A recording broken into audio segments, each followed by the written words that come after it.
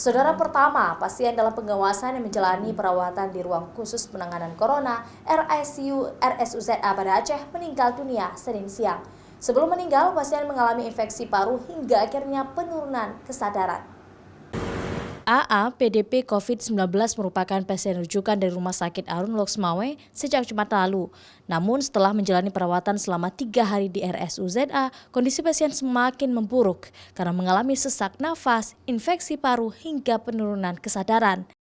Saifullah Abdul Ghani, jubir COVID-19 pemerintah Aceh dalam konferensi pers di Posko Tim Sekretariat Gugus Tugas Percepatan Penanganan COVID-19 Aceh, kantor PPBA Aceh menyebutkan pasien belum dinyatakan positif COVID-19 karena hasilnya belum keluar.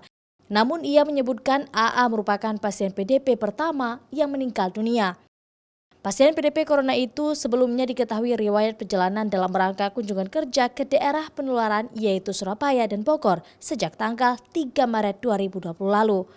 Namun pada tanggal 16 saat kembali ke Loksmawe, pasien mengeluh sakit sesak nafas, sesak dan batuk sehingga dilakukan perawatan di RSA Loksmawe. Jadi pasien meninggal itu karena gagal nafas dan pneumonia. Jadi pasien itu bukan meninggal karena sebagai pasien, statusnya sebagai pasien COVID positif.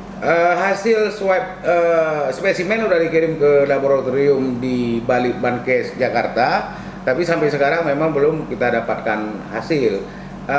Sejak tadi Kadis Kesehatan Aceh melakukan komunikasi terus-menerus ke Jakarta, tapi juga belum menemukan hasil. Jadi untuk sementara status pasien itu sebagai pasien dalam pengawasan.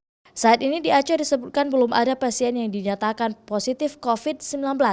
Namun ia merinci pasien dalam pengawasan berjumlah 30 orang yang masih dirawat di Rumah Sakit RSUZA saat ini berjumlah 5 orang.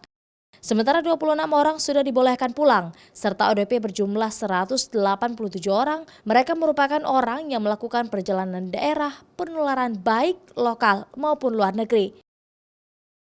Raja Umar, Kompas TV, Banda Aceh.